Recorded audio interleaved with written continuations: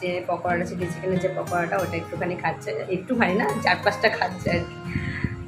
4-5টা, 3টে। আচ্ছা, দুটো বেশি বাড়িয়ে বলে দিয়েছি, 3টে দিয়েছি। তাও বেশি যে হাড়গুলো ছিল বললাম ওগুলো একটু খাও, ওগুলো 3টে, তো আবার তো আজকে ব্লগটা এখান থেকে স্টার্ট করছি বন্ধুরা। 9:30 বাজে, দেখতে থাকো, সঙ্গে থাকো, আর ভালো লাগলে প্লিজ লাইক কমেন্ট করো। প্রায় আধ ঘন্টা হয়ে গেল আমি ওই পকোড়াগুলো ভাজছি। দেখবে চিলি চিকেন ওই পকোড়াগুলো ভাজতেই যেটুকু টাইম, আসলে ম্যারিনেট করা ছিল না তো, ম্যারিনেট করা থাকলে আবার অতটা টাইম ধরে ভাজতে হয় না, কিন্তু ম্যারিনেট করে রাখিনি বলে ওই অনেকক্ষণ ধরে ভাজতে হচ্ছে, না তো চিকেনটা ধরো সেদ্ধ হবে না, কারণ এরপর তো আর বেশি প্রসেস নেই, যা হবে ভাজার মধ্যে সেদ্ধ হবে। অনেক টাইম লেগে গেল, এখন বাজে 9:45, হয়ে যাবে 10টা 15-20 মধ্যে। আর রাত্রেবেলা রুটি কিনে নিয়ে আসবে বলেছে, গরমের মধ্যে বললে আর রুটি করতে হবে।